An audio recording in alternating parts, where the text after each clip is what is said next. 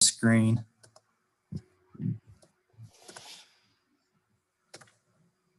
Are we looking good here? It's coming up. There we go. Awesome. Awesome. Well, thanks for everyone for joining us today for our first performance school semester. I know a lot of our teams are in season right now, so we appreciate y'all taking the time out to join us. We're going to go through a couple little housekeeping things before we start with our main presentation. As a reminder, this session is recorded. So if there's anything in there, and we're going to share it afterwards, we're going to share the link out with the people who could not jump on here and attend. So if there's anything that you don't want shared or said on here, let us know before we send that out. Just for a quick rundown of our agenda. So along with these opening comments, we'll make a couple reminders and rehash some things we talked about last semester in terms of the communities of practice. And then is it assistant director, Josh? Or is it associate director, your official title? Assistant director, athletics director of applied health and performance science will be presenting on the ecological dynamics framework. And then we'll kind of go through a couple things there as well. So just to kind of kick us off, what is performance school? So what we wanted to do was just every other week get together informally via Zoom right now, right? Once everything is back to normal and we can meet in person, we would prefer to have it in person and be able to engage and interact and share information. But it's just everyone related to Penn State coming together and just learning from each other and getting better in all things pertaining to athletic performance. And this was developed kind of along with this idea of communities of practice, which you see on the right, mainly from this book, Cultivating Communities of Practice, which is kind of based around the idea of that within an organization, we kind of exist in these three areas in a domain of a area of shared interest and key issues, a community of people with a shared vision, and then practice, which is a body of extended knowledge. And we exist right in the middle of that Venn diagram. So the idea behind Performance School was to build this community of practice so that way we could share between each other and learn and continue to get better. And then just to kind of outline the weeks ahead. So like I mentioned today, Josh Nelson is going to present. Next week, we have Michael Gay from Athletic Training, who works with our track and field athletes. And then we also have a couple open dates here on February 24th and then May 5th. So if anyone has any recommendations or would like to volunteer to speak on any of those days, please don't hesitate to reach out. So with that being said, I'm going to go ahead and stop sharing my screen and pass it off to Josh so he can start rolling.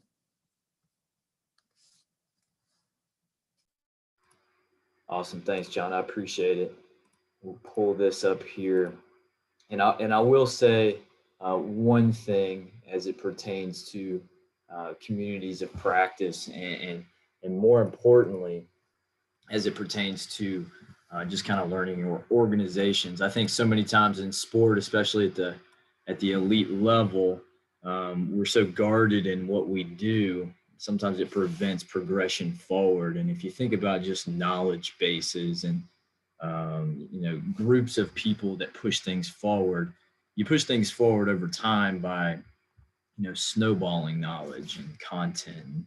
If we can all work together, we all have a comparable mission, and it's winning ball games. It's keeping athletes healthy. It's keeping athletes safe. It's progressing, developing men and women that can go be successful, once they leave here. And I think if we can just all bring things together, regardless of sport, background that we're working with, it can really push our knowledge base forward and then the entire organization forward. So today I want to talk a little bit about the idea of an ecological dynamics framework. And I want to keep it really general, and I want to think about it through the lens of a coach.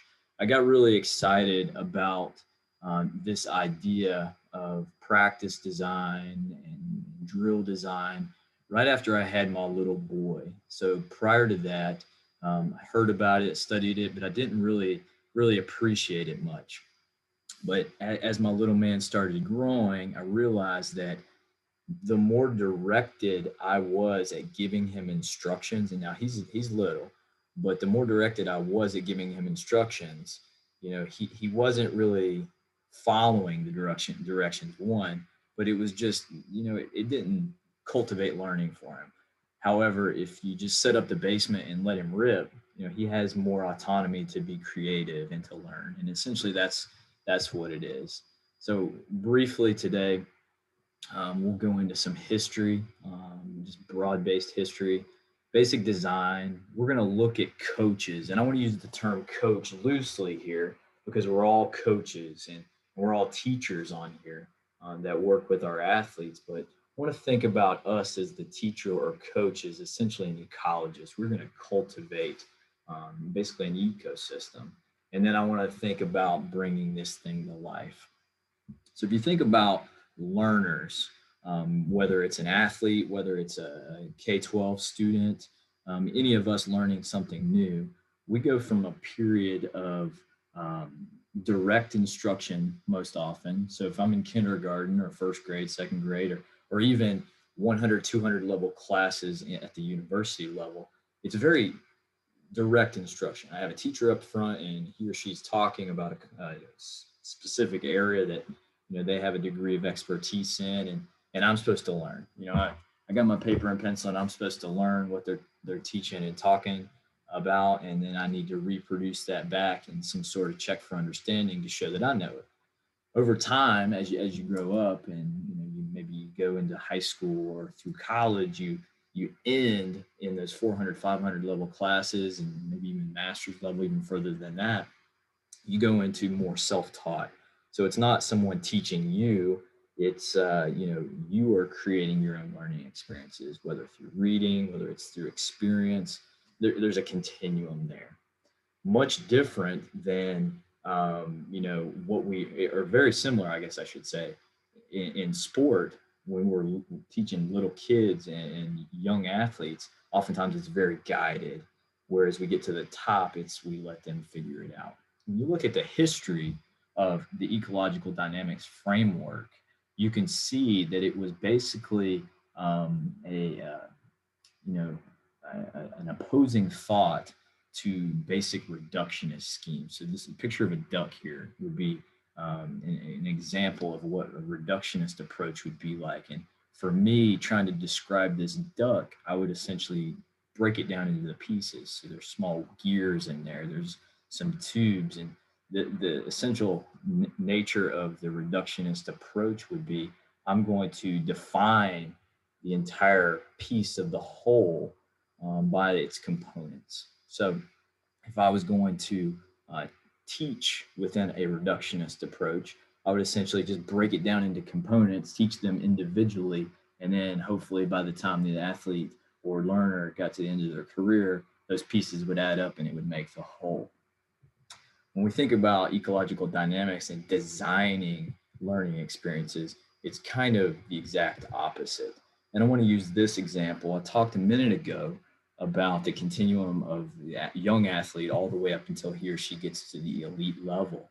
And oftentimes you're going to see a couple things happen during this, not just the style of instruction they're exposed to, but their degrees of skill set or tools that they have available, or their ability to tap into those tools. I introduced the idea of what we call variability, and it's essentially use of tools, or maybe even the efficient use of tools. When we're young and we're working with young athletes, we may have a youngster that's experiencing really high variability in completing a task. And I want to think about this. I have this guy here fielding ground ball. He's got the tool set. He's got his glove on. He's in front of the ball. He's squared it up, but he's kind of erratic in his movements. Maybe his approach was a little bit more erratic. Maybe he's not fielding it completely the way we want it to be. He has a high variability in what's going on. Now, as that athlete experiences more training volume, maybe some competition reps, essentially has opportunity to practice, we're actually going to see a reduction in his or her variability. So in this case right here, this may be a, a high school athlete, maybe even a college athlete. He's fielding the ball midline. He's coming and maybe approaching the ball using past experiences to solve the problem, the ball coming at him, and he's going to field it and complete it. Oftentimes it's very consistent from rep to rep, and it may allow him to be successful a lot of times. Okay. Now, the problem when we as coaches create very rigid learning environments for our athletes and very rigid drill design is this may be where our athletes stop developing. Okay, so if I'm too rigid and I say, you have to do it this way, you have to do it this way, you have to do it this way, our athlete can get really good at doing it that way, but we may lack the ability to reach the upper end of this continuum. And it actually exists with higher variability. So what you have here is a U. We go from high variability as a youth athlete to low variability as an intermediate athlete, back to potentially high variability as an older athlete. And that allows the athlete to be more creative and to essentially solve a problem. So you got Omar Vizquel here all the way on the right, and arguably one of the most creative shortstops in Major League Baseball. Okay, many people may not recognize him. So I got Javi Baez here, very similar. You see this continuum of athletes here, the youngster solving a very similar problem to the high schooler in the middle, and then Baez on the right, but they're very different in nature. The youngster has a degree of high variability just because he doesn't have the ability to control himself. He's still learning, where the high school athlete, he's going to complete the task, but oftentimes it's very, I don't want to say rigid, but it's very consistent, and his tool set that he can use in his tool belt is very finite. Maybe he can't reach the upper ends. And then once we get to that high variability, complete tool set and the ability to be creative with using those tools. And the main premise behind this is we as coaches want to be able to create opportunities for our athletes to learn how to use their tools. And now there's definitely room to progress a young athlete or an athlete that's learning new skills to a period of time where they're going to be able to repeat it consistently. But at a certain point, we need to allow them to be creative and solve problems as they go. So with that, in that vein, I want to move from direct instruction that we talked about earlier, getting in front, making students and our athletes learn it a specific way, to being able to be an ecologist and just essentially design the framework and the setting for them to grow in. Okay, so we will think about this just like an ecosystem. If you think about an ecosystem, right up here in the top, there's a lot of different parts to this thing. Okay, there's trees, there's inanimate objects like rocks, there's water, there's sunlight. All these different components exist individually. So this would be an example of a reductionist approach if I was to just teach these things individually. But that's really not what happens. Things actually move to live together. It could be the athlete interacting with his or her own body, the athlete interacting with other teammates, the environment around us. Essentially, what we're trying to do is to understand that systems, essentially, in this case, an ecosystem, work together to create patterns. Our ecosystem as coaches essentially looks like this. We have the intersection between the athlete, the environment that we are training in, and then the tasks that we provide for them. In the middle of that is their learning or development. You can see that it's basically the same thing. You have different components that interact with one another to create the whole picture. Now, what does all this mean? This just essentially means we need to let athletes solve problems. Okay, we need to be able to create a problem and let them find their own way to that problem's solution. That allows them to be more creative. It allows them to learn their own capacities potentially, and it pushes things forward so that when we get into gameplay or a competition, they're then going to be problem solvers in that game. So how do we do that? I sit here and I'm going to say, let them solve the problem. Well, what problem are we really trying to create? And that's where us as coaches come into. We have to really understand and know our game. There's a lot of different types of research out as it pertains to competition modeling. What are maybe the metabolic demands of a game? What are the mechanical demands, movements, position specific movements potentially? Are my offensive and defensive linemen moving like my skill or intermediate positions? Are my infielders, outfielders moving similar? Do I have a specialty position like a goalkeeper? Understanding the demands of my sport can help me create the problem that I have in training or practice. It doesn't even have to get this deep. We can just think about testing. It could be tallying, it could be measuring with technology, observation, okay, finding ways to be very detailed in observing what is going on. And then finally, just studying our sport, understanding what colleagues are doing, understanding maybe what people outside of our sport are doing across the team sports that are field sports, potentially across striking sports, court sports, whatever it may be doing. But essentially, we create the problems that our athletes are going to solve by knowing our sport and then creating those skills or problem sets within practice or training. Now, when we're designing, there's a couple rules we need to follow. It needs to be appropriate for the developmental age of the athlete. So if I have a young buck, like the youngster that was fielding the ground ball all the way on the left side of the continuum, and I hit him a rocket, that task is not developmentally appropriate for him. Conversely, if I hit Javi Baez a little slow roller and it doesn't even reach him, that's not going to promote development for him. So I need to create a problem that's going to be developmentally appropriate. Like we talked about the last slide, it needs to be representative of the game and position.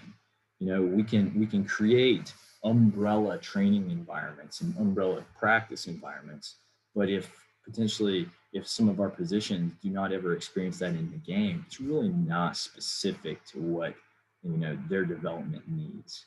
And then finally, it needs to be progressive. And there's one thing I want to mention about being progressive and moving forward. We have the little pyramid with the task, the athlete, and the environment, and we can manipulate any of those environment or those variables. So, for example, I could change the task. I could make it more complex, more challenging. I can move the ball to the right, the left, behind, forward. I can change the environment. Maybe we're doing it in cold weather. Maybe we're doing it on turf versus grass, dirt. But what I want to be leery of and careful of is not changing too many variables at the same time. Have a path, have a plan to follow. I'm going to do this. I'm going to change this variable. Then I'm going to reassess what's going on. And then maybe I change or articulate another variable and move on. But I want to be progressive in nature. Essentially, what we are trying to do is we're building a greenhouse or an ecosystem for our athletes to learn and grow within. So where do we start if we're interested in this? Where do we start? We talked about creating, a problem, creating a setting for our athletes to grow in. For me personally, when I got big into this, I was basically bringing things to life from things that I already did. So here's an example of an after action report, maybe from a practice or a training session. This is one that I actually use in person. It's evolved a little bit from this, but this is essentially what I would do after practice that I observe. The top part of this sheet that you'll see up top here, I'm going to evaluate that practice based upon the measurables that I have available to me. So in this case, this may be a field sport that is using maybe Catapult GPS. At the end of the practice, I'm going to write down what the player load was or overall workload, what the team average high velocity distance may be, total time on feet in minutes, true measurables that we already get. That's going to help me describe that practice. In the middle, what I actually did was to create an ecological assessment. So after that practice, when I come back in, I'm sitting down at my desk, I'm going to evaluate the practice or the training session within 3 buckets. This is what we just talked about with the pyramid. The performer. were my performers prepared for that training session or competition or practice? If they were, what were keynotes? If they weren't, maybe why were they not? What was their mood? How did they approach the day? What were potential conversations that I had with athletes that may describe the whole? The middle bucket, the task, that would be me just thinking about breaking down the practice, the training session based upon the task that I presented them with, the problem. Was the problem appropriate? Was the problem maybe too difficult, too easy? What are potential other progressions or regressions we can use as we move forward? This is essentially the problem. I'm evaluating the problem. And then finally, the environment. I'm a big nerd. I'm a big weather guy too. So my environment, I'm going to detail everything, all contextual data points that I may gather from the temperature, the weather, the field surface. Where was the sun? Was that appropriate? Should we flip the field next time? Should we move to turf? Thinking about our coming game that may be coming later in the week. Are we playing on turf? Are we playing on natural surfaces? We're just breaking these things into buckets to allow me to paint a better picture of the entire practice. And then finally, for me, I try to just break things down on some other notables. But this is how I incorporate an ecological approach into just breaking down practice. So a couple of things: we can design practice with this. We can organize our evaluation. We can think about how individual athletes actually progress and grow within this framework as well. If anybody's really interested in learning more, there's tons of really neat things going on right now. And it is really big in skill sports right now. Understandably so, we can measure certain things and you can alter tasks. But some of these resources right here, many from the game of baseball, are really neat to check out. And this will be included also when we send the follow-up video.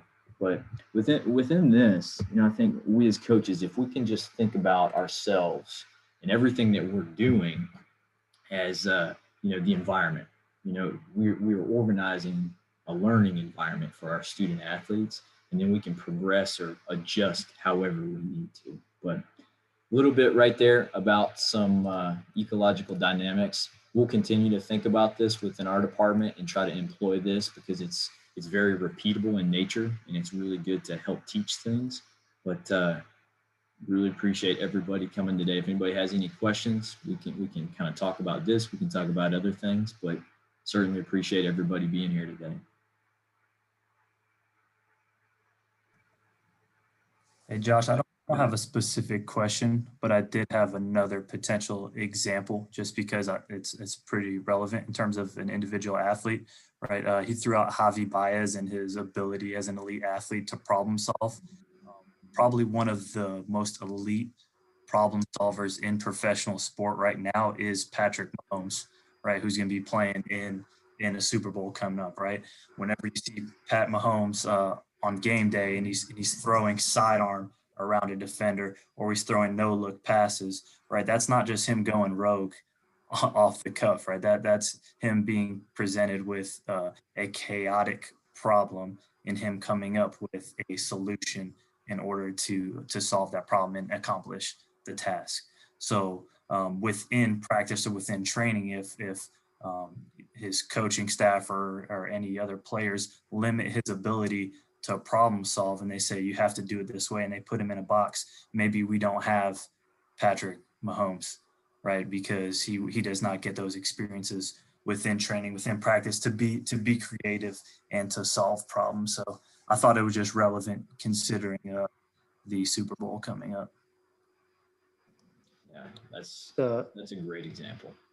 To build off of that too, with Patrick Mahomes, pretty sure he's well known as being a multi-sport athlete. Growing up, I think he played baseball. There's a lot of quarterbacks coming up now that had that same style of play that were baseball players.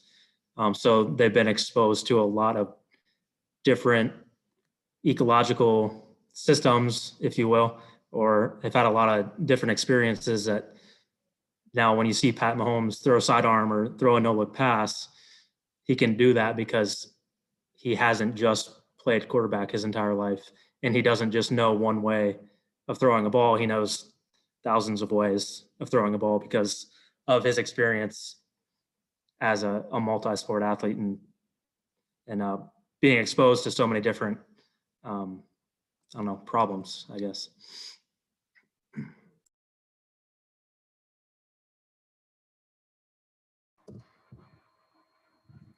Anybody have anything pertinent we would like to bring up or discuss, or potential other topics we can talk about, or targets, people that we could bring in?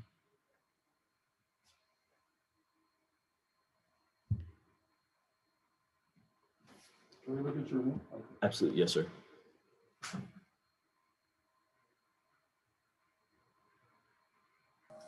And Nelly, I'll bring up one thing that's kind of fits in with what we were just talking about, and fits in with the idea of growing up playing multiple sports versus not.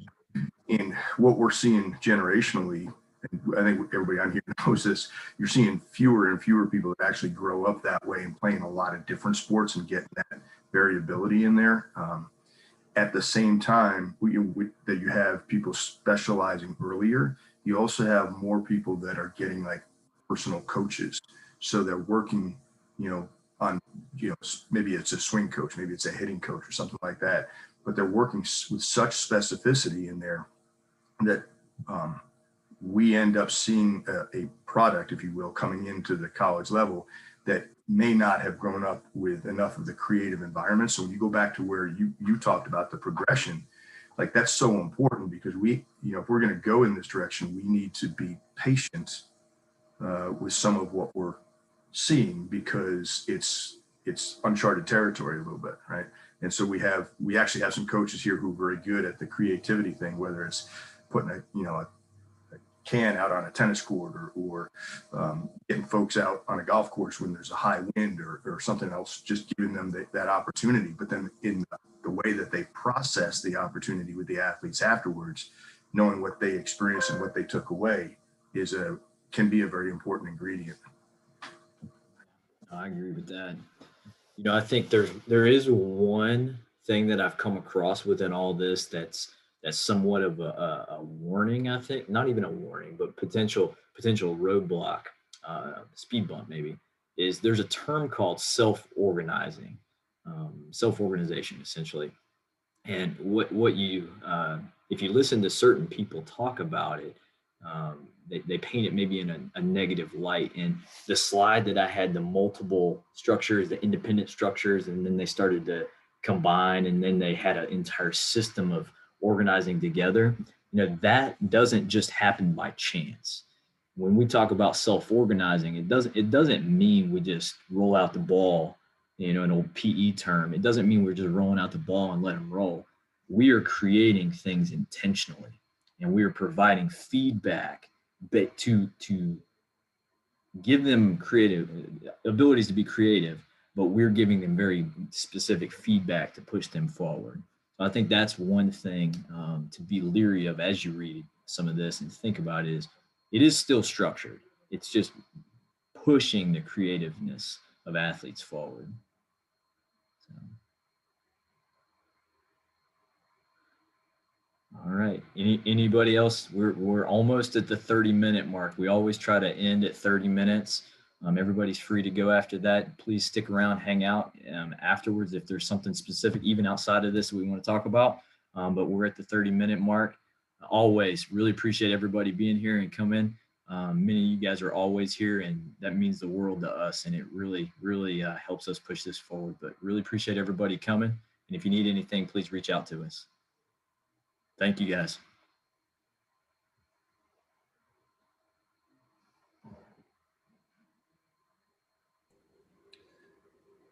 Thanks, Nelly. Appreciate it. Andy, thanks for coming, man. Very interesting. Sitting on one of these. So appreciate it, man. I'll add you next time just to the email, and no pressure at all, but I'll just make sure you always have the link in case you want to hop on. I appreciate it. It's interesting trying to learn more. I was thinking of like your example with your kid. That I was kind of thinking about that after reading about the ecological framework about just kind of creating that um, a place where they can go to just be as creative as possible, when they're learning, and don't have to bring it up to everybody. I was trying to think about this in like a sport. And I come from a track and field background, so this is probably a very narrow question, or how to like, because there's not, I mean, like I was a shot putter and a discus thrower. There's not many problems to solve, like when in a competition, in a sport, in my opinion, when everything is fairly consistent, other than weather, so, if you're indoors, everything's really, really consistent for the most part. You got the ring is the same diameter everywhere. You're throwing the same weighted implement, et cetera. And you're not necessarily competing against other people. You're really competing against yourself. Right. So like where that problem solving might come into play in a sport like that. Yeah. I'm gonna definitely open it up to our softball crew here, because you guys can be much more, fluent than I am with this. But I would approach it similar to, a shot putter, maybe potentially like a baseball, softball hitter, or a golfer. What's common right now is, multiple or different types of weighted implements. Yep. So it's, problems coming at, let's say I'm a hitter. Let's say I typically swing a 32, 29-ounce bat. And I typically do that, and I've done that thousands of times in my life. So instead of swinging that, maybe I swing a massive bat. Here comes a ball, solve the problem.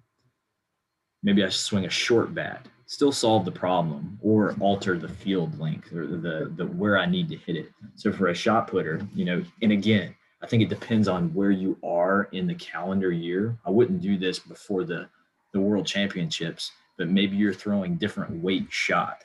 Maybe you're being specific about direction, so that, early on in the off season, I want you to put it right here. But then over time, you really start to bring it in exactly where you want. So you're still changing the task. Yep. You mentioned weather, you can change what you're doing there. Yep. But I still think you can change and alter the task there. Got it. Now that makes sense. It made more sense when you put in like the different weighted implements, to use that to, refine skill, or to be able to use a lighter weight implement for skill acquisition purposes. So that makes more sense when you put it in that, like how you describe it for me, because I have such a narrow vision with my athletic experience. It's harder for me to apply,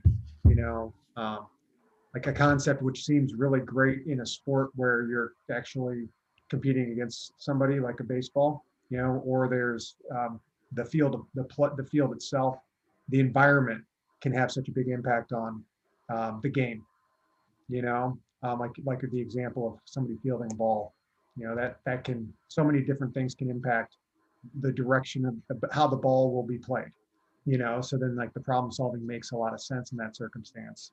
And it was harder for me to think of an example that would be applicable to like my previous athletic experience. So that's helpful. Thank you. And Josh, as Steph turns hers down, so there's echo in here. We actually did a little bit of this today, Andy, where we were doing underload, overload bats with also wood bat training, because, yesterday and the end of last week, we worked on timing and basically setting that example where we're trying to change the constraints on the kids, and they're trying to figure out where their body is in space, and it's solving the problem without giving too much guidance. They know what feeling connection is in their swing. And we worked on that the first couple of days. So then when we change, we're going to put them at 3 different plate, for softball, we're going to put them at 3 different plate depths. We're going to give them different weights bats. We're going to give them different length of bats. So they're trying to have to figure out, how do I make this work with what I'm feeling? Sometimes I have to be a little more tight in my connection to get the barrel to where it needs to be. And then we're going to put them in the machine too with their normal bats. So we're always trying to change the constraints of things so they can start to solve problems with movements, as opposed to giving them, I need you to do it this way only. Sure. And then it's amazing how we're able to actually, learn for softball purposes, once again, learn what type of we have end loaded bats, we have balanced bats, things like that. What type of hitters need certain types of feeling in their bat, and where do they feel the weight? Yeah. And how do they feel it to manipulate, the equipment that they're using? So, but going from the heavy to really light and then back to normal, we're working on not only strength and, sometimes they're simply not strong enough to manipulate the heavier ones. But we still make them do that so they can feel where the out of control piece happens in their swing. Right. So they learn where the focus and where their weaknesses are when the bat is a little too heavy for them. Awesome. Thanks for the example. Yeah, And thank you, but I gotta run to a hitting lesson, but thank you very much for that Coach, session. thanks for being here. Thank you guys always. All right, everybody. I really appreciate the time and for everybody being here. All right. Have a good day. You, Andy. Thanks a lot. Bye-bye. Thank you. See you guys. Bye-bye now.